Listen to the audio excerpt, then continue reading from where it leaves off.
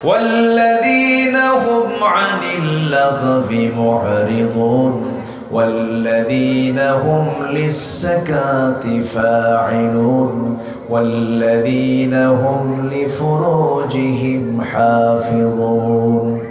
ওই সমস্ত মুমিনদের জন্য সফলতা যারা খুশুর সঙ্গে নামাজ পড়ে, অনর্থক কথা থেকে নিজের জিহ্বাকে বিশ্রাম দিয়ে দেয়। ঈমানদার জিহ্বা বেশি চালাবে না বিশ্রাম দেবে? বিশ্রাম দিয়ে দেবে। জিহ্বার যত বেশি কথা হবে, জিহ্বার যত বেশি কাজ হবে, তার তত বেশি পাপ হয়ে যাবে। এই জন্য কথা কম কাজ, কথা কম আমল বেশি। আল্লাহ তাআলা বলেছেন অনর্থক কথা ঈমানদার কখনো বলতে পারে না, অনর্থক কাজ ঈমানদার কখনো যেতে পারে না। কিন্তু বান্দা ফজরে জায়গা পায় না, কিন্তু খেলার ভিতরে ঠিকই জায়গা পায়। খেলা তো খুব অর্থবোধক কাজ। হ্যাঁ, খেলতেছে ওরাই, ফ্রান্স খেলে, আর্জেন্টিনা খেলে, ব্রাজিল খেলে, পর্তুগাল খেলে, ক্রোয়েশিয়া খেলে, ওরাই খেলে, ওরাই জেতে, ওরাই হারে। মাঝখান থেকে আমার দেশের কোথায় ব্রাজিল আর্জেন্টিনা আর আমার দেশের ব্রাহ্মণবাড়িয়ার দুই গ্রুপে মারামারি করে 3 জন শহীদ। কি মানুষ না কাউয়া, আল্লাহ জানে, বুঝে আসে। মানুষ কি এত নাদান হয়, এত বোকা হয় মানুষ? ওই মেসি, রোনালদোরা, তারপরে নেইমারেরা, যারা বড় বড় খেলোয়াড় গুলো আছে, এরা একই টেবিলে বসে একসাথে চা খায় আর এরা মারামারি করে। আমার বুঝে আসে না। গোটা পৃথিবীতে মিলিটারি ওয়ার করে যা না জয় করতে পেরেছে তারা এখন জয় করছে হলো কালচারাল ওয়ার করে, সাংস্কৃতিক যুদ্ধ করে তার পৃথিবীকে হাতের মুঠোয় নিয়ে নিয়েছে। কোথায় আর্জেন্টিনা? হয়তো আর্জেন্টিনার কিছু খেলোয়াড় বাংলাদেশের নামই জানে না, নামই হতে জানে। অথচ সেই দেশের একজন খেলোয়াড়ের জার্সি আমার আপনার ঘরের ভিতরের একটা বাচ্চার গায়ে। চিন্তা করেন তাহলে এটা কি পরিমাণ যুদ্ধ, সাংস্কৃতিক যুদ্ধ, যে ওদের দেশের সংস্কৃতি, ওদের দেশের পোশাক, ওদের দেশের পতাকা বাংলাদেশের মির্জাপুর থানা কদিম ধল্লার একটা পাড়া গ্রামের একটা ছোট্ট ঘরের মধ্যে ছোট্ট 8 বছরের বাচ্চা শিশুর গায়ে মেসির জার্সি। আপনার কথা কি বুঝতে পারতেছেন? এটা কি ছোটখাটো কোনো যুদ্ধ? আসতে বলে ছোটখাটো কোনো যুদ্ধ? অনেক বড় যুদ্ধ। এটা হচ্ছে সাংস্কৃতিক যুদ্ধ।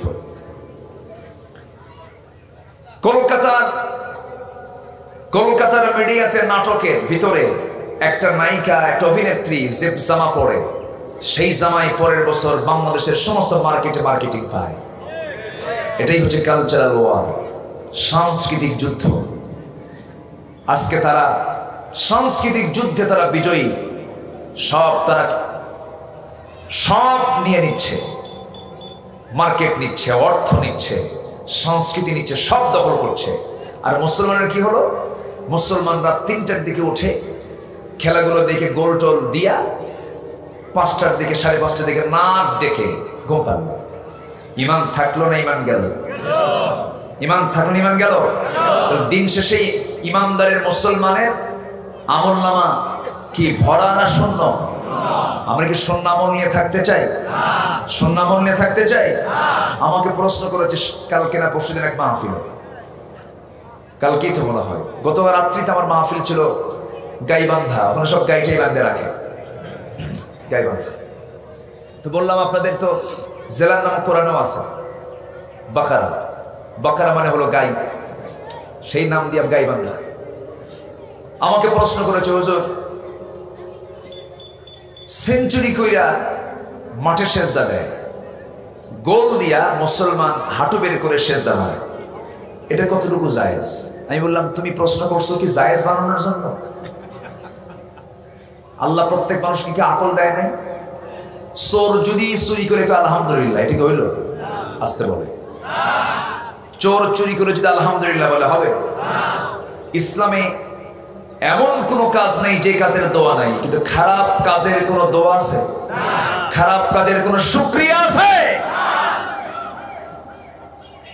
সম্মানিত ভাইরা, যদি কেউ স্ত্রী সহবাসেরও কিন্তু দোয়া আছে। এখন নিজের স্ত্রী সহবাস না করে পরের স্ত্রী সহবাস করতে নিয়ে যদি ওই দোয়া করে, আমার কথা কি বুঝতেছেন আপনারা? উত্তর পাইলেন তো নাকি? আমি আর কি উত্তর দেবো বলেন? আজকে মুসলমান পাপ করে, আবার সেই পাপের শুকরিয়া স্বরূপ সেজদা দেয়। ভালো কাজের কোনো শুকরিয়া আদায় করা, খারাপ কাজের কোনো শুকরিয়া আদায় নাই। খারাপ কাজের সঙ্গে আল্লাহর কোনো সম্পর্ক নাই। তাআওয়ানু আলাল বিররি ওয়াত তাকওয়া ওয়া লা তাআওয়ানু আলাল ইসমি ওয়াল উদওয়ান। ভালো কাজে সাহায্য করো, খারাপ কাজে সাহায্য করা যাবে না। আমার ভাইয়েরা, এই একটা মাস ধরে আমার খুব আফসোস লেগেছে। কালকে মনে হয় শেষ হয়ে যাবে খেলার পর্ব। একটা মাস আমি ওই কক্সবাজার থেকে শুরু করে নিয়া বান্দরবন থেকে সুন্দরবন পর্যন্ত, পঞ্চগড় থেকে নিয়া সেই কক্সবাজার পর্যন্ত গোটা দেশেই মাহফিলে যাই, বিভিন্ন জায়গায় যাওয়া হয়। মাহফিল শেষে রাতে যখন ফিরতে নেই, বিভিন্ন রাস্তার মোড়ে মোড়ে প্রজেক্টর দিয়া সারা রাত ধরে এখানে গোল আর গোল। অথচ রাসূল কারীম সাল্লাল্লাহু আলাইহি ওয়াসাল্লাম বলেছেন, আল্লাহ তাআলা আরশ আজিমের সমাসীন আছেন, তবে একটা সময় তিনি ফিস সামাঈদ দুনিয়া, দুনিয়ার আকাশে তিনি চলে আসেন। দুনিয়ার আকাশে এসে বলেন, কোন দোয়া প্রার্থী আছে আমার কাছে দোয়া চাবে, কার কোন সমস্যা আছে আমার কাছে প্রার্থনা করবে, আমি তার সেই চাওয়া আমি আল্লাহ পাওয়া করে দেব, তার গুনাহগুলোকে মাফ করে দেব। সেই সময়টা হলো তাহাজ্জুদের সময়, 12টা থেকে ফজরের আগ পর্যন্ত। আর সেই ফজর থেকে 12টা থেকে ফজরের আগ পর্যন্ত এক মাস ধরে কি চলছে বলেন? আমার বন্ধুগণ, মুসলমান বেহুদা কোনো কাজে যোগ দেবে না। মুসলমানের প্রত্যেকটা সেকেন্ডকে তারা কাজে লাগাবে, কারণ লা তাজুলু কদাম ইবনে আদম হাত্তা ইউসাল আন খামসিন। কোন আদম সন্তান এক কদম সামনে দিতে পারবে না যতক্ষণ না 5টা প্রশ্নের জবাব সে না দিতে পারবে। নাম্বার 1 হলো ওয়ান উমরিহি ফিমা আফনাহু, তার জীবন সম্পর্কে প্রশ্ন করা হবে, জীবনকাল সে কোথায় ব্যয় করেছে। ওয়ান শাবাবিহি ফিমা বালাহু, তার যৌবন সম্পর্কে প্রশ্ন করা হবে, যৌবনকালটা কোথায় ব্যয় করেছে। যুবকরা শুনতেছে তো নাকি? যৌবনকে নষ্ট করা যাবে না। মিন আইনা ইকতাসাবাহু, সে যা কামাই করেছে, আবার এটা কোন জায়গা থেকে কামাই করেছে এবং কোন জায়গায় ব্যয় করেছে, সেটার জবাব না দেওয়া পর্যন্ত এক কদম নড়াতে পারবে না। তাহলে 4টা চলে গেল। নাম্বার 5 হলো সে যা জেনেছে কতটুকু তা আমল করেছে। এই 5টা প্রশ্নের জবাব না দেওয়া পর্যন্ত আদম সন্তান একটা কদম ফেলতে পারবে না। কার কথা? আসতে বলবেন না, কার কথা? এই জন্য সময়ের ব্যাপারে প্রশ্ন কিয়ামতের দিন আছে না নাই? সময় নামে একটা সূরাও আছে। সময় নামে একটা সূরা, সেই সূরার নাম কি বলেন? আসর। কি সুন্দর করে জবাব দিয়েছেন। এখানে তো আলেম ওলামা বসে আছেন অনেকে। দ্য টাইম, কিছুক্ষণ পর কিসের সময় হবে? এই আসর মানে শুধু কিন্তু আসরের নামাজ নয়। আল্লাহ তাআলা বলেছেন, ওয়াল আসরি ইন্নাল ইনসানা লাফি খুসরিন ইল্লাল্লাযীনা আমানু ওয়া আমিলুস সালিহাত ওয়া তাওয়াসাউ বিল হাক্কি ওয়া তাওয়াসাউ বিস সাবর। সময়ের কসম, কালের কসম। আল্লাহ তাআলা কালের কসম কেন খেয়েছেন? সময়টা খুব মূল্যবান জিনিস। এই সময়ের মধ্যেই সবকিছু ঘটে গেছে। সময় থেকে তোমরা শিক্ষা নিয়ে নাও। এই সময়ের আবর্তনে আল্লাহ তাআলা ফেরাউনকে পানিতে চুবায় মেরেছেন, ঠিক কিনা? মারেন নাই? এই সময়ের আবর্তনে নমরুদকে আল্লাহ তাআলা কি মশা দিয়ে মেরেছেন? কি সুস্থ না অসুস্থ মশা? সুস্থ না দুর্বল? আল্লাহ তাআলা বিভিন্ন কিছুর উপমা দিয়ে তিনি মশার উপমা দিয়েছেন, মাকড়সার উপমা দিয়েছেন। আছে না কোরআন শরীফে? আছে না? সূরাতুল বাকারা যারা আলেম ওলামা আছে, একটু তো ইলমি কথাও বলতে হয়। আমার ভিতরে আবার এই তারানের বান্দরে কলা খেয়ে সিন্দুরে এই জাতীয় কথা একটু কম। আমি চেষ্টা করি কোরআন এবং হাদিসকে সামনে রেখে কিছু কথা বলা। তো আল্লাহ তাআলা মশার দৃষ্টান্ত দিয়েছেন। মাকড়সা নামে একটা সূরাও আছে, মাকড়সা আছে না? মাকড়সা সূরাতুল আনকাবুত। বাউদাতান মানে হলো মশা। তো কাফেররা কয়, মা দারাদাল্লাহু বিহাদা মাসালা, তে তোমার আল্লাহ এই মশা দিয়ে উদাহরণ দেয়, এটা আবার কেমন তোমার আল্লাহ? কিন্তু মশার যে তিনি উদাহরণ টেনেছেন এর যৌক্তিকতা আছে না নাই? আসতে বলবেন না, আছে না নাই? আছে। মশা কি আসলে দুর্বল? যার ডেঙ্গু হয়েছে সে বোঝে। তাহলে যৌক্তিকতা আছে না নাই? এখন কি সাপের চেয়ে ভয়ঙ্কর না? ডেঙ্গু কিন্তু মারাত্মক ব্যাপার। যারা ঢাকায় থাকে তারা একটা মশার কামড়কে সাপের চেয়ে মারাত্মক ভয় করে। কে যেন কামড় মারল, সামান্য মশার কামড়ে মানুষের মৃত্যু হয় কিনা বলেন? মানুষের মৃত্যু কি হচ্ছে না? হচ্ছে। আমার ভাইয়েরা, আল্লাহ রাব্বুল আলামিন মশার দৃষ্টান্ত কেন দিয়েছেন? এখানে অবশ্যই কিছু হিকমত রয়েছে। ইন্নাল্লাহা লা ইস্তাহি আন ইয়াদরিবা মাসালান মা বাউদাতান ফামা ফাওকাহা ফাআম্মাল্লাযীনা আমানু ফায়া'লামুনা আন্নাহুল হক মির রাব্বিহিম وأما الذين كفروا فيقولون ماذا أراد الله بهذا مثلا يضل به كثيرا ويهدي به كثيرا وما يضل به إلا الفاسقين جربون الله أكبر সূরাতুল বাকারা 26 নম্বর আয়াত। কয় নম্বর বলেন? 26 নম্বর আয়াত। আল্লাহ তাআলা মশার উদাহরণ টেনেছেন কেন? মশার উদাহরণ টানার বহু কারণ আছে। এই দুনিয়াতে কিছু লোক আল্লাহ তাআলা তাদের দৃষ্টান্ত দিয়েছেন, যারা বেশি বেশি হারাম খাবার খেয়ে মোটা তাজা হবে, তাদের দৃষ্টান্ত হলো মশার মতো। মশা যত বেশি রক্ত খাবে তার হায়াত তত বেশি না কম? কি কথা বোঝা গেল? এটা একটা কারণ। নাম্বার 2 হলো আল্লাহ তাআলা এখানে মশার দৃষ্টান্ত দিয়েছেন। মশা কিন্তু গুরুত্বপূর্ণ বিষয়। এখানে আরেকটা দৃষ্টান্ত দিয়েছেন, এখানে স্ত্রী মশার কথা তিনি বলেছেন, পুরুষ মশার কথা বলেন নাই। বাউ বাতান, বাউ বাতান মুযাক্কার না মুয়ান্নাস? মুয়ান্নাস। এখানে আলেম ওলামা বসে আছেন। মুয়ান্নাস পুরুষ নয়, কিন্তু স্ত্রী মশাকে বলেছেন। এখানে অনেক জ্ঞানী মানুষ আছেন, আপনারাই বলুন, মশা যে মানুষকে কামড়ায়, পুরুষ মশা কামড়ায় না মহিলা মশা কামড়ায়? স্ত্রী মশা কামড়ায়। তাহলে কামড়ায় কারা? মহিলা নাকি? কারা কামড়ায়? মহিলা। স্ত্রী মশা কামড়ায়। স্ত্রী মশা কামড়ানোর কারণে ওই মশা স্ত্রী ওই কি বলে স্ত্রী মশা মানুষকে কামড়ায়া সে তার মানুষের শরীর থেকে রক্তগুলো নিয়ে আসে, প্রোটিনগুলো নিয়ে আসে, বংশ বিস্তার হয়। মানুষের রক্তগুলো শোষণ করে সে প্রোটিনগুলো নিয়ে বংশ বিস্তার করতে থাকে। এখানে আল্লাহ তাআলা কত আগে কোরআন নাযিল করেছেন, ১৫০০ বছর আগে। অথচ পুরুষ মশা কামড়ায় না স্ত্রী মশা কামড়ায়, এটা কি ১৫০০ বছর আগের মানুষ জানতো নাকি? জানে হলো বর্তমান বিজ্ঞানে এসে।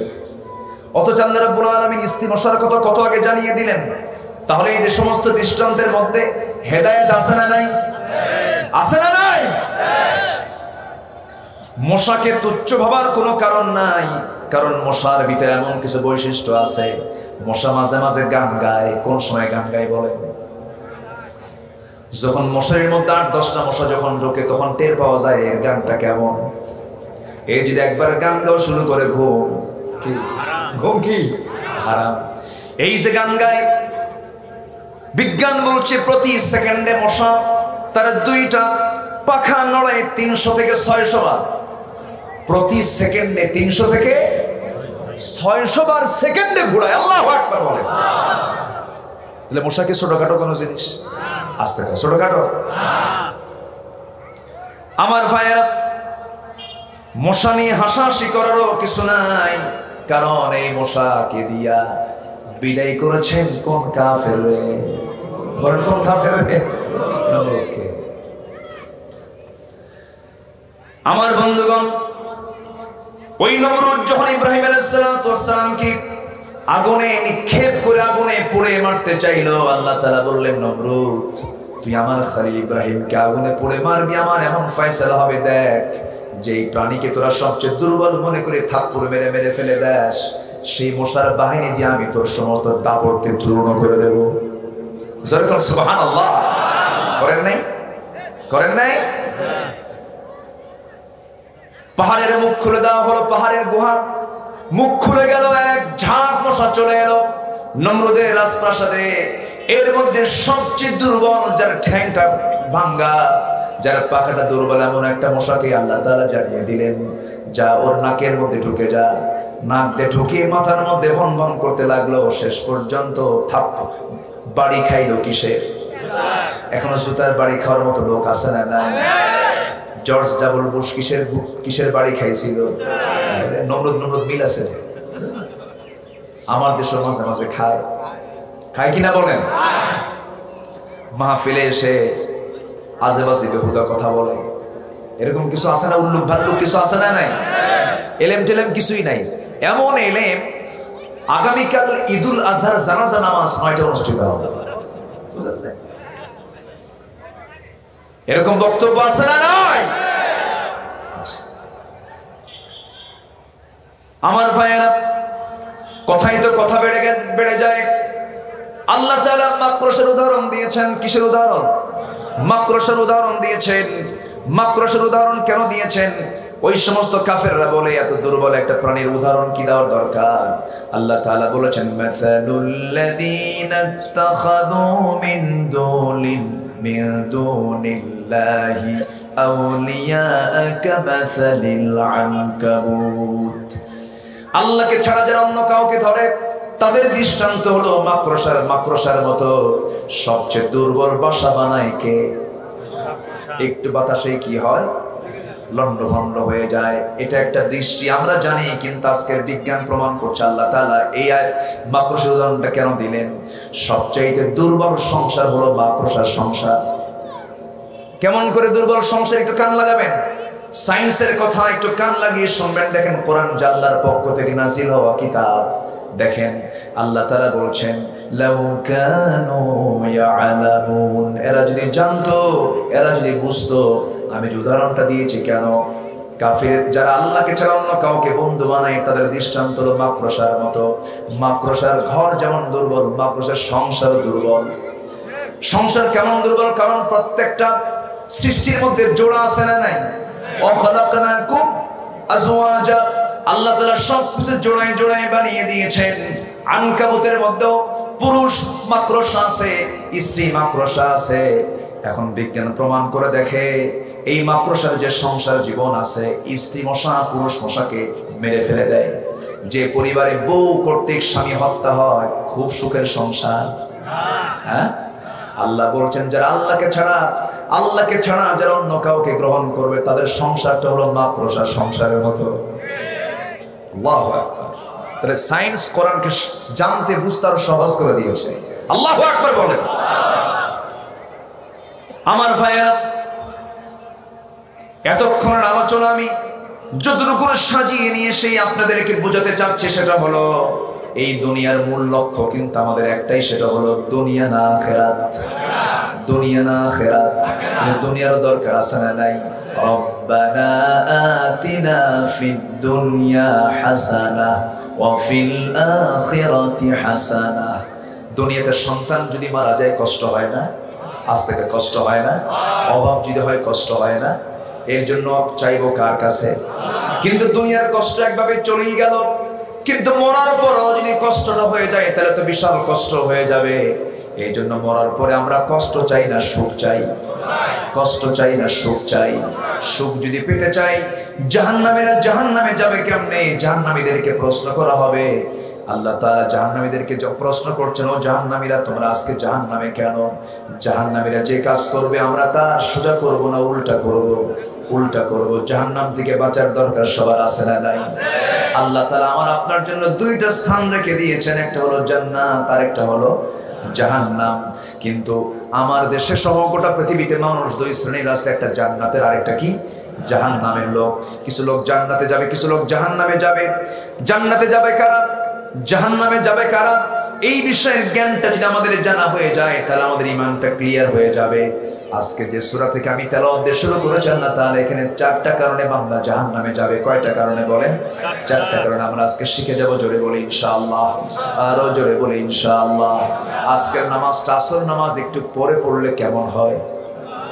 বলেন বলেন বলেন বলেন, একটু পরামর্শ করেন। একটা সূরা আছে পরামর্শের সূরা, সূরাতুশ শুরা, মানে পরামর্শ। আমরা পরামর্শ করি, বলেন আমরা কি 4:30টায় নামাজ পড়বো? যদি নামাজ দেন, আমার দেশে তো ওয়াজের শ্রোতা বেশি কিন্তু নামাজই কম। যদি আমি নামাজের জন্য বিরতি দিয়ে দিই, এই মুসল্লি আর খুঁজে পাবো না। এই জন্য আমরা নামাজটা মাগরিবের অন্তত 50 মিনিট আগে পড়ব। আমি জানি আমি কোন সময় পড়তে হবে, তাছাড়া আবার ওযুর সময় দিতে হবে। আচ্ছা, মাগরিবের অন্তত কয় মিনিট আগে? 50 মিনিট আগে আমরা পড়বো। জোরে বলি ইনশাআল্লাহ। তাহলে এখন আসর নামাজ পড়ার জন্য আজান হলো কি হলো না, টাইম কত বাজলো কি হলো, এই চিন্তা যদি আপনার মাথায় ঘুরপাক খায় তাহলে কি ওয়াজ হবে? মনোযোগ থাকবে? তাহলে এখন ঘড়ি দেখার দায়িত্ব সবার না আমার, ঠিক আছে? আমাকে দায়িত্ব দিলেন তো? আচ্ছা, আমি এখন ঘড়ি দেখলাম, কেউ অন্যদিকে তাকাবেন না, যা হয়ে যাক হয়ে যাক। কি আমার কথা কি ক্লিয়ার? আচ্ছা, আমার দিকে তাকান। সম্মানিত ভাইরা, কারণ নামাজি যারা আজান শুনলেই তাদের ভিতরে একটা হেডেক হয়, নামাজটা কখন পড়বো, হায়াত ময়তের কথাটা বলা যায় না, নামাজটা পড়ে ফেলি, একটা অস্থিরতা কাজ করে। এই জন্য আমি কথাটা বলে ফেললাম। সম্মানিত ভাইরা, তাহলে জাহান্নাম থেকে বাঁচার জন্য আমরা কয়টা কাজ করব? জাহান্নামে বান্দারা, কিছু লোক জাহান্নামের অধিবাসী হবে 4টা অপরাধের কারণে। সেই 4টা অপরাধ আমার জীবন থেকে মাইনাস রাখবো, তাহলে আমি জান্নাত চলে যাব। জোরে বলে সুবহানাল্লাহ। সূরার নাম হলো সূরাতুল মুদ্দাসসির। সূরাতুল মুদ্দাসসির। মুদ্দাসসির বলতে এখানে রাসূলকে বোঝানো হয়েছে, ইয়া আইয়ুহাল মুদ্দাসসির কুম ফাআনযির ওয়া রাব্বাকা ফাকাব্বির ওয়া সিয়াবাকা ফাতাহহির ওয়ার রুজজা ফাহজুর। আল্লাহ তাআলা তার রাসূলকে ডাক দিয়েছেন নাম ধরে না গুণ ধরে? বলেন, নাম ধরে না গুণ ধরে? নাম ধরে ডাকেন না। কোন ছাত্র যদি শিক্ষককে নাম ধরে ডাকে, এটাকে আদব হয় না বেয়াদব হয়? কোন ছাত্রকে শিক্ষকের নাম ধরে বলতে পারে? কই মাস্টার এদিকে আয়, এরকম বলতে পারে না। ওস্তাদ অথবা স্যার অথবা হুজুর অথবা জনাব, এরকম করে ডাকতে হবে। কিন্তু আমার রাসূল আল্লাহ তো বান্দা, এরপরে তিনি রাসূল। আমার আল্লাহর সমকক্ষ পৃথিবীতে কেউ আছে? আমার আল্লাহ যদি আমার রাসূলকে যদি ইয়া মুহাম্মদ বলতেন, ইয়া আহমদ বলতেন, কিছু কি হতো? কিন্তু আপনি গোটা কোরআন, যে কোরআন রাসূলকে লক্ষ্য করে নাযিল হয়েছে, গোটা কোরআনের কোথাও আপনি দেখাতে পারবেন না আল্লাহ তাআলা একটা বার রাসূলকে ইয়া মুহাম্মদ বলে রেখেছেন। জোরে বলুন সুবহানাল্লাহ।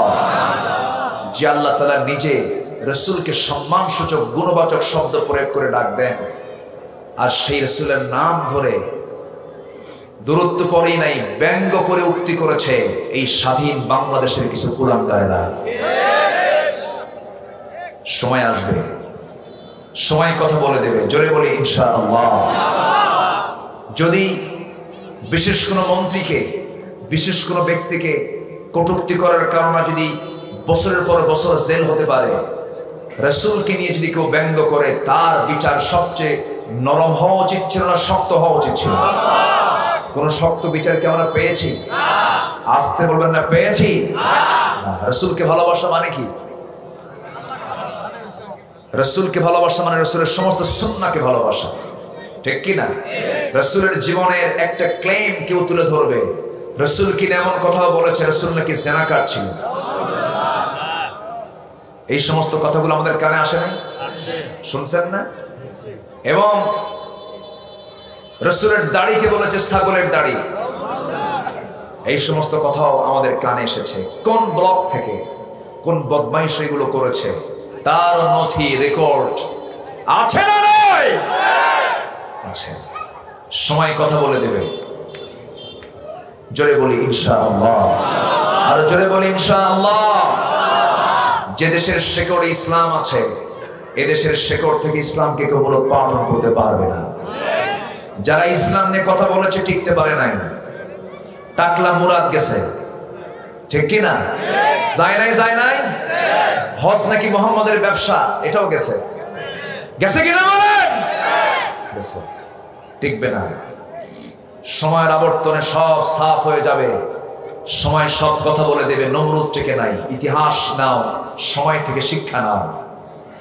নমরুদ টেকে নাই, ফেরাউন টেকে নাই, হামান টেকে নাই, বর্তমান দুনিয়ার 90 ফেরাউনও টিকতে পারবে না ইনশাআল্লাহ।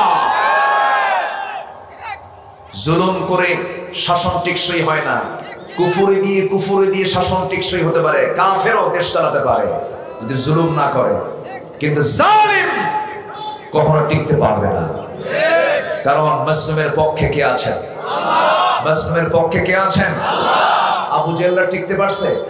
রাসূলকে ঘর ছাড়া করেছে, আবু জেহেল রাসূলকে হত্যার হুলিয়া জারি করেছে, সাহাবে কেরামকে 2 টুকরা করে শহীদ করেছে, সাহাবে কেরামের বিরুদ্ধে মিথ্যা মামলা দিয়েছে, ঘর থেকে বের করে দিয়েছে, ঘর বাড়ি দখল করেছে, ব্যবসা প্রতিষ্ঠান দখল করেছে, খেজুর বাগান দখল করেছে। সে আবু জেহেলের নাম এখনো আছে, কিন্তু তার বাড়িটা হচ্ছে এখন আন্তর্জাতিক পায়খানা। ঠিক কিনা? ঠিক। ইতিহাস বলে দেবে সকল কিছু। হক কখনো দামিয়ে রাখা যায় না। হকের বিজয় দেবেন কে? আল্লাহ। আসতে বলবেন না কে? 71 থেকে আজকে 2023 সাল, এই স্বাধীনতার প্রায় 52-53 বছর হলো। গতকালকে বিজয় দিবস পালন হলো, বলি আলহামদুলিল্লাহ। ভালো, বিজয় দিয়েছেন মূলত কে? আল্লাহ দিয়েছেন। কিন্তু সকল স্বাধীনতা নিশ্চিত করার আগে প্রত্যেক নাগরিককে দিতে হবে কথা বলার স্বাধীনতা। আছে? আছে? ওমর ফারুক রাদিয়াল্লাহু তাআলা জুমার খুতবা দিচ্ছেন, সামনে এক মুসল্লি দাঁড়ায় আর তরবারি বের করে বলে, ওমর খুতবা বন্ধ করো। ওমর খুতবা? ওমর কি দুর্বল কোন শাসক ছিলেন? দুর্বল? পৃথিবীতে এমন কোন শাসক নেই ওমরের মতো এখনো আছে, আর পৃথিবী কিয়ামত পর্যন্ত আসতে পারবে না। রোম পারস্য মানে কি ইঙ্গো মার্কিন, তৎকালীন দুনিয়ার পরাশক্তি ছিল রোম পারস্য। থরথর করে পানি খেত, ওমরের নাম শুনলে 7 জগ পানি খেত। সেই ওমরে ফারুক রাদিয়াল্লাহু তাআলা বাতিলের দিন আতঙ্ক ছিলেন, জুমার খুতবা দিচ্ছেন, সামনে থেকে এক মুসল্লি নাগরিক দাঁড়ায় বলে, ওমর খুতবা বন্ধ করো। কেন? তোমার জুব্বা এত লম্বা কেন? তোমার জুব্বা এত লম্বা কেন? কাপড় কই পেয়েছো? আমার অংশের যে কাপড় পেয়েছে এইটুকুন কাপড় তুমি পেলে তোমার জুব্বা এত লম্বা হতো না। তুমি তো লম্বা মানুষ, তুমি কাপড় অবশ্যই এক্সেস নিয়েছো। জবাব না দেওয়া পর্যন্ত খুতবা বন্ধ। আল্লাহু আকবার বলবেন না? এটাই হলো প্রকৃত গণতান্ত্রিক চর্চা, এটাই হলো প্রকৃত খেলাফত প্রতিষ্ঠা। আল্লাহু আকবার বলেন। সাইয়েদনা ওমর ফারুকের মুখ থেকে মুস্কি মুস্কি হাসি বের হলো। রাগলেন না, খেপলেন না। আহা, আমার নাগরিক এত সচেতন। চুপচাপ তিনি শুনতেছেন। শুনতে শুনতে ওমর ফারুকের ছেলে আব্দুল্লাহ ইবনে ওমর সম্পার তার পাশে দাঁড়িয়ে গিয়ে বলছেন, ভাই, আমার বাবার হয়ে আমি এই জবাবটা দিয়ে দিতে চাই। আমার বাবা লম্বা মানুষ, দোহাড়া মানুষ। আমি যে অংশে কাপড়টা পেয়েছি, আব্বা যে অংশে কাপড়টা পেয়েছেন, আব্বার অংশ দিয়ে আব্বার জুব্বা হয় না, ছোট হয়ে যায়। তখন আমি বললাম, আব্বা, আমার অংশটা আমি আপনাকে দিয়ে দিলাম, আমার অংশ জোড়া দিয়া জুব্বাটা বানাইয়া দেন। তরবারি আস্তে করে বদ্ধ করে আস্তে করে বসে গেছে মাথা নিচু করে। ওমর ফারুক আবার বলছেন, ও প্রশ্নকারী, তুমি আবার দাঁড়াও। যদি এমনটা হতো আজকে, যদি এমনটা হতো আজকে, যদি আমি আমার ছেলের কাপড়টা না নিয়ে, যদি আমার ক্ষমতা বলে আমার দাপড় দিয়ে যদি আমি কাপড় বেশি নিয়ে যদি জুব্বা বানাতাম, তাহলে কি করতাম? তরবারি বের করে বলে, এই তরবারি দিয়ে তোর কাল্লা আমি উড়াই দিতাম। ওমর ফারুক চোখের পানি মুছতে মুছতে বলছেন, আল্লাহ, আমার জনগণ খুব ভালো। যেরকম সুবহানাল্লাহ। আমার ভাইয়েরা, ওমর ফারুকের হাতে রাষ্ট্রের পক্ষ থেকে এক বোতল মধু আসছে। সেই মধুগুলো নিয়ে বাড়িতে আসলেন। সেই মধুগুলো তিনি প্রতিবেশীর মাঝে ভাগ করে দিবেন, তার দায়িত্ব এসেছে। ভাগ করার জন্য বউয়ের কাছে গিয়ে বলছেন, আমার স্ত্রী, শোনো, এই যে 1 বোতল মধু এসেছে, এই মধুগুলো তুমি ভাগ করে আমার প্রতিবেশীর মাঝে সমান ভাগে ভাগ করে দাও। কিছুক্ষণ পর আবার তিনি স্ত্রীর হাত থেকে মধুর বোতল নিয়ে বলছেন, আমি তোমাকে ভাগের দায়িত্ব দেব না, তোমাকে দিয়ে ভাগ করলে হবে না। এতে বউ খুশি হওয়ার কথা না, মন খারাপ করার কথা। চোখটা লাল হয়ে গেছে, কেঁদে ফেলছেন। আপনি আমাকে বিশ্বাস করলেন না। করতে পারেন এরকম? করতে পারে না? হয় না এরকম? হয় না? সাইয়েদনা ওমর ফারুক বললেন, না, আমি তোমাকে করতে দেব না। ভাগ করার জন্য তিনি চলে গেছেন প্রতিবেশীর ঘরে গিয়ে একজনকে বললেন, শোনো, আমরা যে 7-8 জন প্রতিবেশী আছি, এই যে 1 বোতল মধু সুন্দর করে সমান ভাগে ভাগ করে আমার অংশেরটা আমার বাড়িতে দিয়ে আসবে। ওনার অংশেরটা যখন উনি নিয়ে নিলেন, নিয়ে সেই মধুগুলো নিয়ে বউয়ের সামনে গিয়ে মুস্কি হাসি মেরে বলছেন, আমার স্ত্রী, আমি তোমাকে দারুণ ভালোবাসি, আল্লাহর কসম করে বলে আমি তোমাকে অবিশ্বাস করি নাই, কারণ তুমি আমার সন্তানদের মা, তোমার সম্মান আছে, ইজ্জত আছে, আমি তোমাকে খাটো চোখে দেখি নাই, আমার সংসারে তুমি অর্ধেক, আমি তোমাকে সম্মান করি, আমি তোমাকে মর্যাদা দিই, কথা বলছে আমার স্ত্রী। তবে একটা কথা, আমি তোমাকে ভাগ না করে দেওয়ার দায়িত্ব এই জন্য আমি তোমাকে দেই নাই, ভাগ করার দায়িত্ব আমি এই জন্য দেই নাই, কারণ মধু হলো তরল জিনিস, যখন তুমি সমান ভাগে ভাগ করতে যাবে, সমান হলেও কিছু মধু তো তোমার হাতে লেগেই যাবে, সেই মধুটুকু 2 ফোঁটা হোক 3 ফোঁটা হোক, এইটুকুর মধু আমার ভাগে বেশি চলে আসবে মনে করে ভাগের দায়িত্ব আমরা না নিয়ে অন্যকে দায়িত্ব দিয়েছি। কথা কি বোঝা যায়? কথা বোঝা যায়? নিজের ছেলে ওমরে ফারুকের নিজের ছেলে একজন রাষ্ট্রনায়ক, রাষ্ট্রের তরফ থেকে কিছু আপেল এসে, দেখি আপেল, বলেন বলেন আপেল, এই আপেলটা সন্তান দেখা মাত্রই রাষ্ট্রের সে আপেল থেকে একটা আপেল নিয়ে মুখের মধ্যে দিয়েছে। সন্তান কোনোদিন চেনে না আপেলটা নতুন ফল, তার কাছে মনে হয়েছে। একজন রাষ্ট্রনায়কের ছেলে আপেল নামক ফলটাও চিনত না, জানতো না।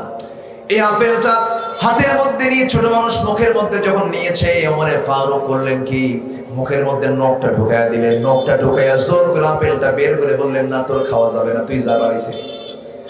আপেলটা রেখে দিলেন। ছোট্ট বাচ্চা গিয়ে মার কাছে নালিশ করতেছে, মা আমাকে আব্বা একটা আপেলও খেতে দিল না। কিছুক্ষণ পর স্ত্রী বলছেন, আমার স্বামী ছোট্ট বাচ্চা, যদিও আপেলটা ভাগ হয় নাই, কিন্তু আপনি আমাদের অংশে যে আপেলটা পাবো তার থেকে একটা আপেল কম নিলেই তো সমান হয়ে যেত, আপনি কেন ছোট্ট বাচ্চার মুখ থেকে আপেলটা টান মেরে মুখ থেকে খুলে বের করলেন? বাচ্চা তো কাঁদবে। ওমরে ফারুক বলছে, আমার স্ত্রী, আমার সন্তান যে আপেলটা মুখের মধ্যে নিয়েছে সে আপেলটাই ভাগে পাবো, তার কি গ্যারান্টি আছে নাকি? সুবহানাল্লাহ বলবেন না? এটার কারণ হলো কি বলে? এটার কারণ হলো দুনিয়ার চিন্তা না আখিরাতের চিন্তা। আতিনা ফিদ দুনিয়া হাসানা ওয়া ফিল আখিরাতি হাসানা।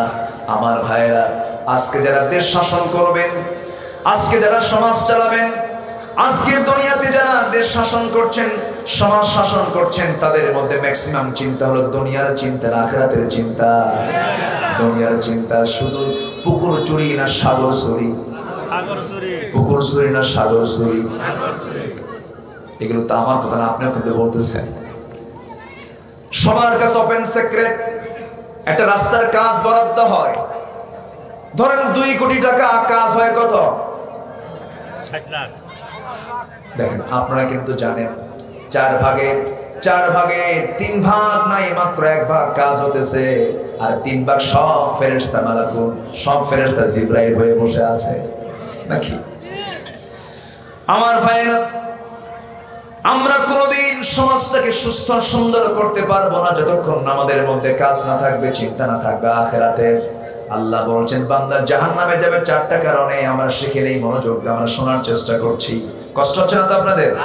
আল্লাহ তাআলা বলছেন, আনিল মুজরিমিনা মা সালাকাকুম ফি সাকার قالوا لم نك من المصلين ولم نك نطعم المسكين وكنا نخوض مع الخائضين وكنا نكذب بيوم الدين حتى أتانا اليقين। জোরে বলুন আল্লাহু আকবার। সূরার নাম কি বলেন? ভুলে গেছেন? সূরার নাম মুদ্দাসসির। বলেন মুদ্দাসসির, বলেন মুদ্দাসসির, সূরাতুল মুদ্দাসসির। বস্ত্র আচ্ছাদিত ব্যক্তি, রাসূলকে এটা গুণবাচক নাম দিয়ে আল্লাহ তাআলা রাসূলকে ডাক দিয়েছেন। এটা রাসূলের একটা নাম। আলহামদুলিল্লাহ বলেন। আমি কি দোয়া করে দেব? ওই যে 2-1 যে ওঠে, হ্যাঁ, কোনো সমস্যা অসুবিধা? বসে, একটু মেহেরবানি করে বসে। এখানে আজকে জামাত হবে, কি বলেন? এখানে জামাত হবে না? কেবলা কোন দিকে যাবে? আমার দিকে। আচ্ছা, শুধু সামনে ইমাম চলে যাবে, এখানে নামাজ হবে। যার ওযু নাই ওযু বানায় নেবে, ঠিক আছে না? কারো কোনো চিন্তা আছে নাকি? বলি আলহামদুলিল্লাহ। আচ্ছা, সূরাতুল মুদ্দাসসির, রাসূলকে আল্লাহ তাআলা ডাকতেছেন, হে বস্ত্র আচ্ছাদনকারী, আচ্ছাদিত ব্যক্তি। আল্লাহ তাআলা তার রাসূলকে কখনো মুহাম্মদ বলে ডাকলেন না, আহমদ বলে ডাকলেন না। যেখানে তার নাম নিয়েছেন, সুন্দর করে তার গুণবাচক নাম প্রয়োগ করেছেন, মুহাম্মাদুর রাসূলুল্লাহ ওয়াল্লাযীনা মা'আহু আশিদ্দাউ আলাল কুফফারি রুহামাউ বাইনাহুম। আরেক জায়গায় বলছেন, ওয়ামা মুহাম্মাদুন ইল্লা রাসূল قد خلت من قبله الرسل। আমার ভাইরা, এরকম করে আল্লাহ তাআলা কোথাও তার নামটা যখন নিয়েছেন, তার গুণবাচক সিফাতটা প্রয়োগ করে নিয়েছেন। এক জায়গায় ডাক দিচ্ছেন, ইয়া আইয়ুহার রাসূল বাল্লিগ মা উনজিলা ইলাইক, ইয়া আইয়ুহান নাবিয়্যু জাহিদিল কুফফার والمنافقين يا أيها النبي إنا أرسلناك شاهدا ومبشرا ونذيرا। جربنا الله أكبر। আল্লাহ তাআলা তার রাসূলকে কখনো সম্বোধন সূচক নেদা শব্দ দিয়ে, হরফে নেদা দিয়ে কখনো ডাকেন নাই। কেন ডাকেন নাই? তার শান, মান, মর্যাদা বিশ্ববাসীর সামনে উচ্চকিত করেছেন। কিন্তু আদমকে কিন্তু ঠিকই ডেকেছেন, ইয়া আদম উসকুন আনতা ওয়া যাওজুকাল জান্নাহ, ইয়া ইব্রাহিম ওয়া মা তিলকা বিয়ামিনিকা ইয়া মূসা, ইয়া যাকারিয়া ইয়া ইয়াহইয়া খুযিল কিতাবা বিকুওয়া। সব নবীকে আল্লাহ তাআলা নাম ধরে ডেকেছেন, কিন্তু রাসূলকে নাম ধরে ডাকেন নাই। সেই মহামানব, বিশ্বের সেরা মানুষকে যারা বাজে কথা বলবে, বাজে কটূক্ত উক্তি করবে, একজন উম্মতে মুহাম্মাদি তার এক সেকেন্ড কি বসে থাকতে পারে? বসে থাকতে পারে না। আজকে যদি একজন নাস্তিকের চূড়ান্ত শাস্তি যদি নিশ্চিত করা হতো, কোন নাস্তিকের বাচ্চার মুখ থেকে রাসূলকে নিয়ে একটা কথা বের হতো না। কিন্তু আজ বড় আফসোসের বিষয়, সব বিচার হয় ৭১ থেকে নিয়ে ২০২৩ সাল পর্যন্ত যত মামলা হয়েছে, বিগত ১২-১৪ বছরে তার চাইতে মামলা কম হয়েছে না বেশি হয়েছে? শেষ পর্যন্ত প্রধান বিচারপতি মামলা খায়া পাগল হয়ে দেশ ছাড়ছে, ঠিক না? উনিও আসামি, ঠিক আছে না? তাহলে এই আমলে এই ১২-১৩ বছরে একজন প্রধান বিচারপতিও মামলা খায়া দেশ ছাড়ছে।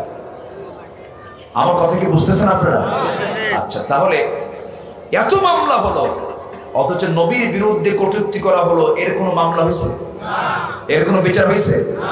তাহলে বুঝে নেন, তাহলে আমরা রাসূলের প্রতি কি প্রেম, কি মহব্বত, কি ভালোবাসা আমরা উপহার দিতে পেরেছি। তাহলে এই ভালোবাসা দিকে জান্নাত পাওয়া সম্ভব? আস্তে জান্নাত পাওয়া সম্ভব? সম্ভব। সেই সূরাতুল মুদ্দাসসির আল্লাহ তাআলা জাহান্নামীরা জাহান্নামে কেন যাবে সেই ব্যাপারটা ক্লিয়ার করেছেন। যখন জাহান্নামীদেরকে বলা হবে, মা সালাকাকুম ফি সাকার, ও জাহান্নামীরা আজকে তোমরা, আনিল মুজরিমিন, পাপীদেরকে বলা হবে, তোমরা আজকে জাহান্নামে কেন? সাকার নামক দোজখে কেন? জাহান্নাম মোট কয়টা বলেন? ৭টা জাহান্নাম। কয়টা জাহান্নাম বলেন? ৭টা। এর মধ্যে সাকার নামে একটা দোজখ আছে, এরপরে হাবিয়া নামে একটা দোজখ আছে, জাহান্নাম একটা আছে, লাযা একটা আছে, হুতমা একটা আছে। সাকার নামক একটা দোজখ। মা সালাকাকুম ফি সাকার, তোমরা সাকার নামক দোজখে কেন? সঙ্গে সঙ্গে তারা বলবে, আমরা 4টা কাজ দুনিয়াতে করি নাই। ক্বালু লাম নাকু মিনাল মুসাল্লিন, আমরা দুনিয়াতে আযান শুনেছি, কানে এসে বেজেছে আযান, হাইয়া আলাস সালাহ হাইয়া আলাল ফালাহ, কিন্তু আযান শুনেও ঘুম থেকে উঠে নামাজে যাই নাই। এই জন্য আজকে আমরা কোথায়? দোজখে। তাহলে সাকার নামক দোজখ থেকে বাঁচার জন্য কয় ওয়াক্ত নামাজ পড়া দরকার? আসতে বলবেন না, কয় ওয়াক্ত? আল্লাহ কি বান্দার কাছ থেকে সপ্তাহে একদিন নামাজ চান নাকি? ঈদের দিন চান নাকি? রমজান মাস চান নাকি? কয়বার চান? দিনে কয়বার? আসল মুসল্লি কয় ওয়াক্ত? 5 ওয়াক্ত। 5 ওয়াক্ত নামাজ আমাকে আপনাকে পড়তে হবে। সময় নাও, সময়। নামাজ না পড়ার ক্ষতি আছে অনেক। নামাজ না পড়লে বান্দার কি ক্ষতি হয়? নাম্বার 1 হলো কাজী কোনো বরকত পাবেন না। কোটি কোটি টাকার মালিক হবেন, কিন্তু বাড়িতে গিয়ে দেখবেন বউটা আরেকদিকে লাইন মারতেছে, মেয়েটা আরেকদিকে ফাসুল ফুসুল মারে, ছেলেটা গাঁজা খাইয়া বাঁকা শীত হয়ে পড়ে থাকে। শান্তি পাবেন না। টাকার মালিক কিন্তু মালের শান্তি থাকবে না। নাম্বার 2 হলো চেহারার সৌন্দর্য নষ্ট হয়ে যাবে।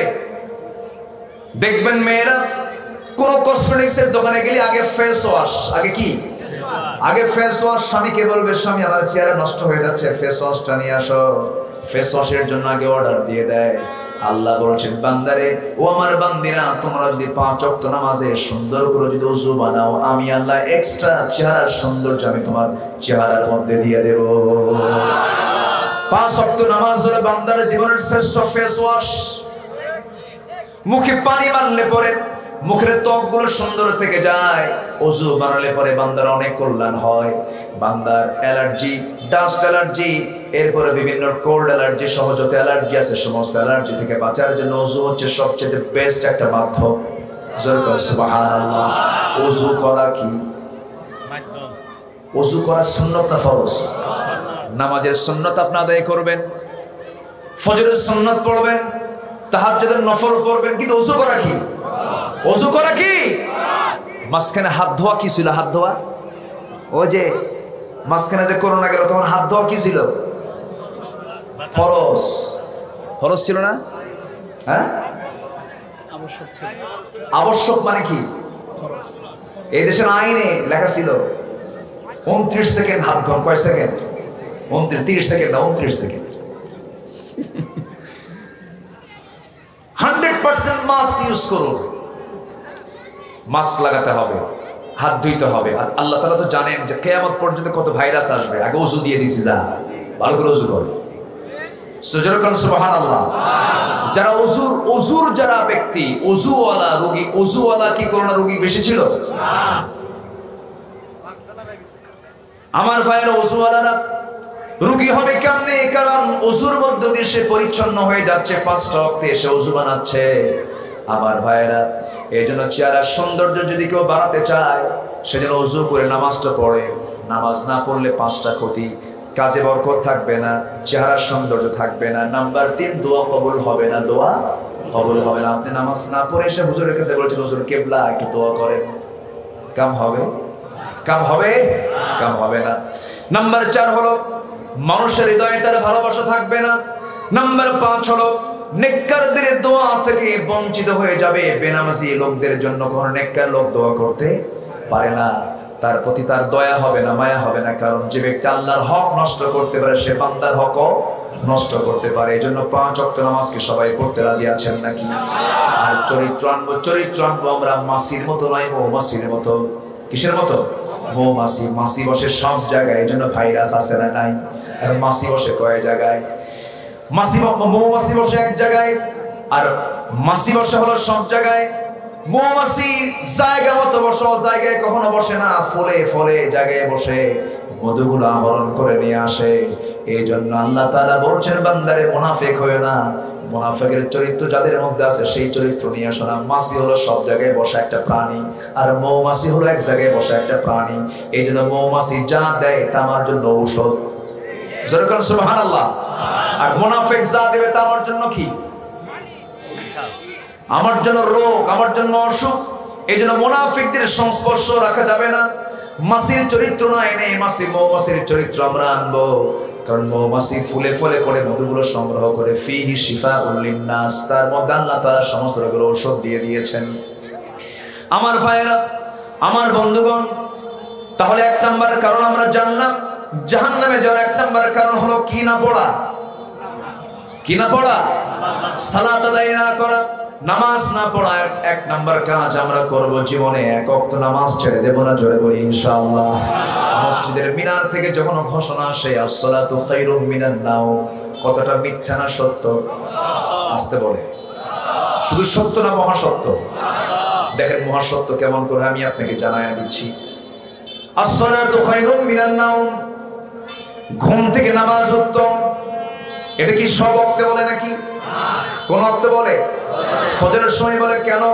ঘুম থেকে সালাত উত্তম কেন? ভারতের একজন বড় ডাক্তারের দেবী শেঠির নাম শুনছেন কিনা জানি না। ডাক্তারের দেবী শেঠি যারা চিকিৎসা নিয়ে যারা একটু নড়াচড়া করেন, বাপ মা নিয়ে একটু ভারতের দিকে যান, বিভিন্ন চিকিৎসার দিকে যান। ডাক্তার দেবী শেঠি একজন বড় ডাক্তার। গোটা দুনিয়ার সমস্ত ধর্মের লোকেরা তার চিকিৎসা সেবা নেয়। ইহুদি আসে, খ্রিস্টান আসে, মুসলমান আসে, বৌদ্ধ আসে, সব ধরনের লোকগুলো তার কাছে আসে। সারা দুনিয়ার সমস্ত ধর্মের মানুষের চিকিৎসার জরিপ করে তিনি বলেছেন, তিনি তার স্ট্যাটাসে বলেছেন, আমি জীবনে বহু রোগী দেখেছি, আমি ব্রেন এবং হার্টটাকে দুইটাকে দেখি, আমি নিজের চোখে দেখেছি। সবচেয়ে পৃথিবীতে ওই সমস্ত লোকের মাথার ব্রেন এবং হার্টটা ফ্রেশ থাকে বুড়া বয়সেও, যারা মুসলমান 5 ওয়াক্ত নামাজ আদায় করে। কথা বোঝা গেল? যখন কোনো মানুষ নামাজের জন্য ওযু বানায়া সেজদায় যখন চলে যায়, রুকুতে যখন চলে যায়, রুকুতে যাওয়ার সঙ্গে সঙ্গে তার হার্ট খেলতে থাকে, রক্ত পাঞ্চ করতে থাকে। যখন বান্দা সেজদায় চলে যায়, সবচেয়ে বেশি সূক্ষ্ম নার্ভ আল্লাহ তাআলা মাথায় রেখে দিয়েছেন। বহু পেঁচানো নার্ভ আছে। এই পেঁচানো নার্ভের ভিতরে রক্ত সঞ্চালন করতে যদি কোনো বাধা প্রাপ্ত থাকে, কোথাও আটকে গেছে, বান্দা যখন সেজদায় পড়ে, যখন ফজরের 2 রাকাত নামাজে যখন 4টা সেজদা যখন ডাবল দিয়ে দেয়, লম্বা সময় সুবহান রাব্বিয়াল আলা, সুবহান রাব্বিয়াল আলা, আপনি যত বেশি পড়বেন তত সওয়াব কম না বেশি? এতে রোগও হয়ে সেরে যাবে। যত লম্বা সময় দিবেন তত রোগ কমে যাবে। বান্দা যখন সেজদায় পড়ে, যখন এই তাসবিহটা পড়তে থাকে, এই জিকিরটা করতে থাকে, সঙ্গে সঙ্গে তার মাথার ভিতরে সমস্ত নিষ্ক্রিয় নার্ভগুলো সক্রিয় হয়ে যায়। যে বিনা চিকিৎসায় নামাজে ঠিক হয়ে যায়। আসসালাতু খায়রুম মিনান নাওম, ঘুম থেকে নামাজ উত্তম। কথাটা ব্যাঠিক না সঠিক? কইছে একজন হিন্দু মানুষ, ডাক্তারের দেবী শেঠি। আমার ভাইয়েরা, বান্দা যখন ঘুম থেকে উঠে নামাজে যাবে, ওই সময় তো ঘুমের সময় নয়, ওই সময় ঘুমানো মানে হলো বরকত থেকে বঞ্চিত হওয়া। রাসূল বলেছেন, বুরিকা লি উম্মতি ফি বুকুরিহা, আমার উম্মতের সবচেয়ে বরকতময় সময় হলো সকালবেলা। যে লোকটা তার দিনটাই শুরু করে ঘুম দিয়া, তার কোনো বরকত থাকবে না। আপনি ঘুমান, ঘুমানোর জন্য রাত আছে না নাই? সকালটা ঘুমানো জায়েজ? সকালে ঘুমানো ঠিক নয়, উচিত নয়। মাজুর হলে ভিন্ন কথা, অসুস্থ হলে ভিন্ন কথা, কোনো কারণ থাকলে ভিন্ন কথা। কিন্তু কোনো মানুষ, গ্রামের মানুষগুলো সকালে ঘুমায় নাকি? এই জন্য শহরের মানুষের চাইতে গ্রামের মানুষ অসুস্থ বেশি না সুস্থ বেশি? সুস্থ বেশি। ফজর নামাজ উঠবে, ফজর নামাজটা আমরা পড়বো, আমরা সুস্থ থাকবো। জোরে বলি ইনশাআল্লাহ। নামাজ পড়বো কয় ওয়াক্ত? আসতে বলবেন না, কয় ওয়াক্ত? 5 ওয়াক্ত নামাজ। আমার ভাইয়েরা, ফজরের সময় যখন কোনো বান্দা ঘুম থেকে উঠে যখন মসজিদের দিকে রওনা দিয়ে দেয়, 24 ঘন্টার মধ্যে কোন সময়ের বাতাসটা সবচেয়ে সুন্দর? ওই ফজরের সময়, যে সময় বের হতে হয়, ওই সময় শিশিরটা চোখের সঙ্গে লাগবে, চোখের জ্যোতি ভালো থাকবে, চোখ নষ্ট হবে না। ডায়াবেটিস রোগী হলে হাঁটার সময় কখন কি বলেন? তাহলে বান্দার যে আল্লাহ তাআলা যে বান্দার জন্য হুকুমগুলো করেছেন, বান্দার অকল্যাণ না কল্যাণ, এটা হচ্ছে দুনিয়ার কল্যাণ। রব্বানা আতিনা ফিদ দুনিয়া হাসানা। আর আখিরাতের কল্যাণ হলো আল্লাহ তাআলা বান্দাকে জাহান্নাম থেকে বাঁচায় নামাজের জন্য জান্নাত দিয়ে দিবে। আমার ভাইয়েরা, নাম্বার 2 হলো ক্বালু লাম নাকু মিনাল মুসাল্লিনা ওয়া লাম নাকু নুতঈমুল মিসকিন। নাম্বার 2 হলো ওই সমস্ত বান্দাগুলো জাহান্নামের ভিতরে, সাকার নামক যুগের ভিতরে তারা বলবে, আমরা দুনিয়ার জিন্দেগিতে মিসকিনদেরকে খাবার দেই নাই, বান্দার টাকা মেরে খেয়েছি, গরিবের টাকা মেরে খাইছি, বিজিএফ কার্ড মারছি, বয়স্ক ভাতা মারছি। আছে না নেই? টাঙ্গাইলে নাই তো? এই আছে। বিধবা ভাতা মারছে, আছে না নাই? বিধবার হাতে টাকা না দিয়া সেই কার্ডটা ভুয়া আছে, বিধবা না তার হাতে দিয়ে আবার তার কমিশন খাইছে। কমিশন খাওয়া হলো এই দেশের সবচেয়ে বড় ব্যবসা। খালি কমিশন আমারে কত % দিবা? এদেশের স্বাধীনতার স্থপতি বঙ্গবন্ধু শেখ মুজিবুর রহমান দেশের জন্য কাজ করেছেন, ভালো কাজ করেছেন। তিনি ভালো মানুষও ছিলেন, আমরা তার প্রশংসাও করি। ভালো মানুষ, ভালো কাজকে প্রশংসা করতেই হয়। কিন্তু তিনি আফসোস করে দেশ স্বাধীনতার পরে কিছু কথা বলেছেন। অনলাইনে তার বক্তব্যগুলো ভাষা, আমি তার মাঝে মাঝে কথাগুলো শুনি। তিনি বলেছেন মানুষদের স্বাধীন করে পাই তেলের খনি, গ্যাসের খনি, স্বর্ণের খনি, আর আমি পাইছি সব চোরের খনি। কি কথা বোঝেন? উনি ভালো মানুষ ছিলেন তো, উনি বোঝেন তো যে কথাগুলো, ওনার রাগটা কোথায়। সব চাটার দল চারটে চুটে খায়া ফালায় দেয়, সব নিয়ে আসি ভিক্ষা করে, সব নিয়ে শেষ। কি কথা বোঝেন? রাগের ঠেলায় বলেছেন এই কথাগুলো। আমার ডানে চোর, বামে চোর, সামনে চোর, পিছনে চোর। উনি তো চলেই গেছেন, চোররা আছে না? আজ থেকে চোররা আছে না? 14 লক্ষ কোটি টাকা দেশ থেকে পাচার হলো, কোন ফেরেশতারা করলো? এটা কি আমার জরিপ না পত্রিকার জরিপ? জাতীয় পত্রিকা এসেছে 14 লক্ষ কোটি টাকা দেশ থেকে পাচার হয়েছে। তাহলে দুর্ভিক্ষের সংবাদটা শুনবো না কেন? কোনো কিছুর সংকট নাই মুসলমানদের জন্য, এটা বিশ্বাস করা যাবে না। কোনো কিছুর সংকট বললে দোষ হবে কার? কোনো কিছুর সংকট নেই। সংকট সৃষ্টির জন্য যা দায়ী বান্দাই দায়ী। আল্লাহ সব কিছু দিয়ে দিয়েছেন। সমুদ্রের মধ্যে যে প্রাণীগুলো থাকে, এই সমস্ত প্রাণীর সংখ্যা স্থলভাগের চাইতে বেশি। মানুষ আর কত আছে? তার চেয়ে সমুদ্রের প্রাণী কম না বেশি? খাওয়ানকে একটা নীল তিমির ওজন হলো 120 টন। একটা প্রাণীর ওজন 120 টন ওজন। 120 টন ওজনের একটা প্রাণী তার বাচ্চা নীল তিমিকে দুধ খাওয়ায় প্রত্যেকদিন 50 থেকে 60 মণ। জোরে বলেন সুবহানাল্লাহ। কোনদিন হরতাল হয়েছে ওদের? না খেয়েছিল? মিছিল হয়েছে? মিটিং হয়েছে? খাদ্য গোদাম আছে? আমাদের খাদ্য গোদাম আছে না নাই? এরপর সংকট আছে না নাই? সংকট কেন? আল্লাহর দোষ না বান্দার দোষ? কোন কিছুর সংকট নেই। সংকট হলো নেতৃত্বের সংকট আর বন্টনের সংকট, ঠিক কিনা? বন্টনের সংকট। গাজীপুর থেকে এক সবজি চাষি বঙ্গবন্ধুর বাড়িতে গেছে সবজি হাদিয়া দেওয়ার জন্য। সবজি হাদিয়া দিয়ে ফেরত আসার সময় নেতা বলতেছে, তুমি আমার জন্য এত সুন্দর তরুতাজা সবজি আনছো, আমি তোমারে কিছু টাকা পয়সা দিই। চোখ এরকম বড় করে বলছে, নেতা আমি আপনাকে ভালোবাসি, আমি টাকা নেব। চলে আসতেছে, কেয়ারটেকারকে বললো যে এই 20 টাকা দিলাম, ওর হাতিটা জোর করে দিয়ে দিস তুই, তাছাড়া আমার ভালো লাগতেছে না। কেয়ারটেকার 20 টাকা হাতে করে নিয়ে ওই লোকের কাছে গিয়ে 10 টাকা নিয়ে যে থুয়া 10 টাকা দিয়া কয়, এই যে 10 টাকা নেতা দিবে তোমারে। কয় টাকা নাই? 10 টাকা অর্ধেক। কথা কি বুঝতেছেন? এটা আমাদের জাতীয় নেচার। হারাম হারাম, এগুলো হারাম। এরপরে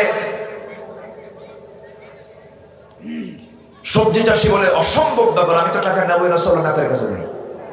ঘুরে আবার নেতার কাছে আসছে, এসে বলতেছে, নেতা আপনি আমাকে বড় কষ্ট দিলেন কেন? আমার তো অভাবে আমি আসি না এখানে, আপনি আমাকে টাকা দিচ্ছেন কেন? ধরুন আপনার দেওয়া এই 10 টাকা। টাকা হাতের মধ্যে, নেতা কয়, হাই রে, দোতলা থেকে একটারে নামতেই 10 টাকা নেই। কথা কি বোঝা যায়? আল্লাহ তাআলা বলছেন জাহান্নামে যাওয়ার এটা একটা কারণ, যারা কমিশন খায়।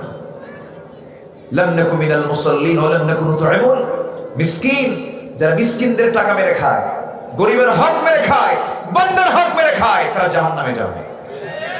তো লাভ কি? আপনি কয় টাকা খাবেন?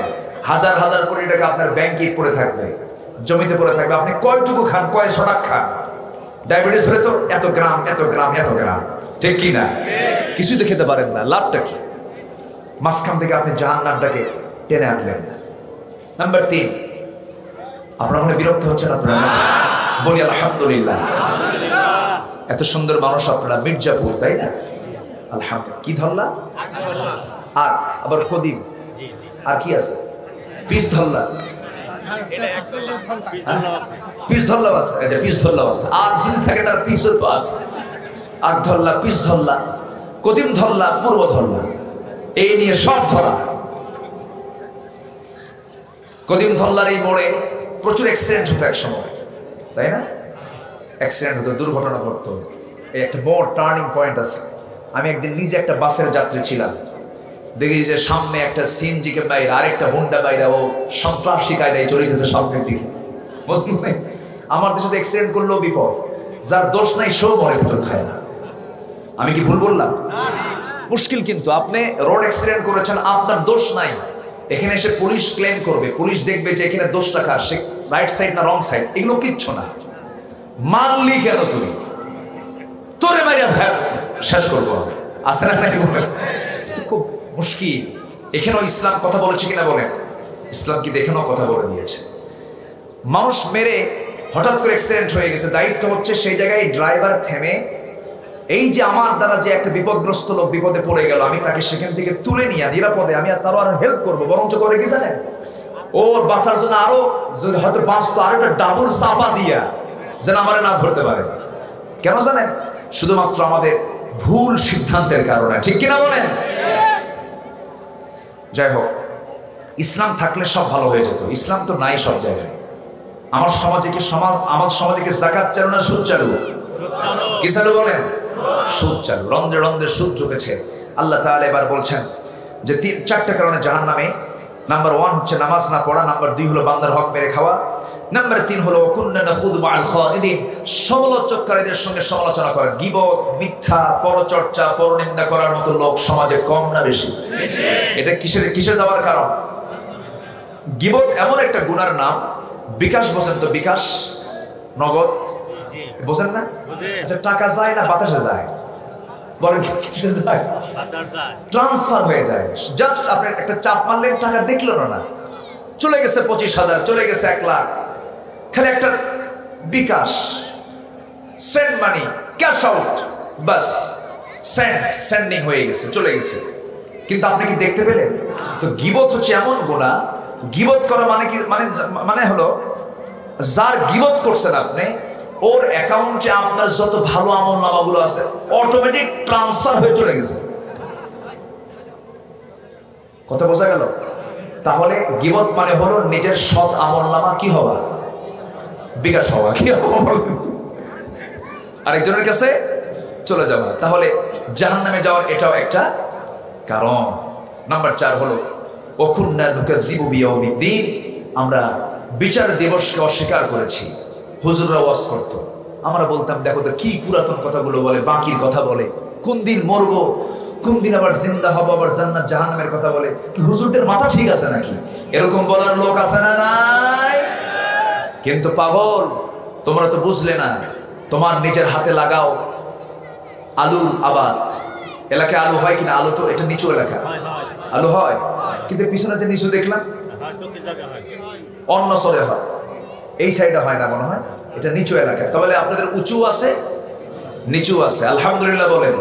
তাহলে উঁচু থাকলে সুবহানাল্লাহ, নিচু থাকলে আলহামদুলিল্লাহ বলেন। সুবহানাল্লাহ, আলহামদুলিল্লাহ। তাহলে 2 এলাকায় যেহেতু আছে, দুটাই বলবেন আপনারা।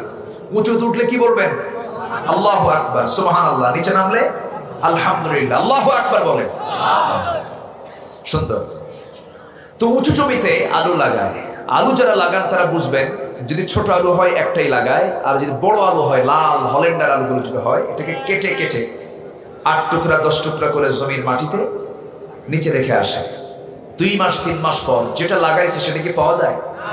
কই যায়? পচে কি হয়? হ্যাঁ, আচ্ছা, মাটি হয়ে গেল। কিন্তু মাটি কি হয়ে কি আর আলু নাই? কোন আলু? ওই জায়গা থেকে আল্লাহ তাআলা আপনি লাগালেন, আপনার চোখের সামনে হাত দিয়ে একটা আলুর অংশ আলু লাগালেন, আর সে আলুকে পচায় দিয়া মহান রব্বুল আলামিন যদি সেখান থেকে 8টা 10টা 12টা 14টা 15টা আলু যদি আল্লাহ তাআলা আপনাকে দিতে পারে, সে আল্লাহ তাআলা আমার মৃত্যুর পরে আমাকে কবরে যখন রাখা হবে, আমার দেহটা মাটির সঙ্গে মিশায়া দিয়া আমার সেই জিন থেকে, আমার সেই বডি থেকে আল্লাহ তাআলা আবার কিছু নিয়ে সেখান থেকে আবার কি তিনি জিন্দা করতে পারেন না? আসতে বলবেন না, পারেন না? আল্লাহ তাআলা বলছেন মিনহা খালাকনাকুম ওয়া ফিহা নুঈদুকুম ওয়া মিনহা নুখরিজুকুম তারাতান উখরা ওয়া কুনতুম আমওয়াতান ফাআহইয়াকুম সুম্মা ইউমীতুকুম সুম্মা ইউহয়ীকুম সুম্মা ইলাইহি তুরজাউন। আমি তোমাকে জিন্দা করব, আমি তোমাকে আমার সামনে হাজির করে বিচার করব। মৃত্যু দিবেন কে? আবার জিন্দা করবেন কে? এই জন্য এই 4টা বিষয়ে যারা বিশ্বাস রাখবে না তাদের জন্য জাহান্নাম। আর এই 4টা বিষয়ের প্রতি যাদের বিশ্বাস থাকবে, নামাজ যারা পড়বে, বান্দার হক যারা নষ্ট করবে না, এবং গীবত শিকায়ত সমালোচনার ঊর্ধ্বে যারা থাকবে এবং বিচার দিবসকে যারা বিশ্বাস করবে এই সমস্ত বান্দার জন্য আল্লাহ তাআলা 8টা জান্নাত খুলে দিবেন। জোরে কোন সুবহানাল্লাহ। 5 ওয়াক্ত নামাজ আমরা আজকে থেকে কারা কারা ছাড়বো না একটু হাত তুলে দেখান তো দেখি। জোরে বলি ইয়া আল্লাহ, আর জোরে বলি ইয়া আল্লাহ। আমাদেরকে 5 ওয়াক্ত সালাত আদায় করার তৌফিক তুমি আল্লাহ দিয়ে দাও। জোরে বলি আমিন, আরো জোরে আমিন। আজকের মাহফিলে যুবকরা বেশি, তাই না? যুবকদের উপস্থিতি কিন্তু আজকের মাহফিলে বেশি। যুবকদেরকে আমি একটু বলবো, দুটো কাজ, দুটো গোপন কাজ তোমরা করবা না। আমাদের একটা নৈতিক দায়িত্ব বলা দরকার। দুটো গোপন কাজ তোমরা করবা না। নাম্বার 1 হলো কোন নেশার ভিতরে যাবা না, কোন নেশায় পা দিবা না। নেশার পা দেওয়া মানে সে কি হয়ে যাওয়া, তার সব শেষ। একটা জাতিকে ধ্বংস করার জন্য কিচ্ছু দরকার নাই, শুধু যুবকদের হাতে কি দেওয়া দরকার, নেশা দেওয়া দরকার। সেই নেশা কি আজকে কঠিন না সহজ? সহজ, সহজ হয়ে গেছে। মাদক নেশা, এটা যেন তোমার জীবন শেষ না হয়। দুটো হলো গোপন পাপ তুমি করবে না, গোপন পাপ। গোপন পাপ করার জন্য এখন সমস্ত মাধ্যম কঠিন না সহজ? বলেন সব কঠিন না সহজ?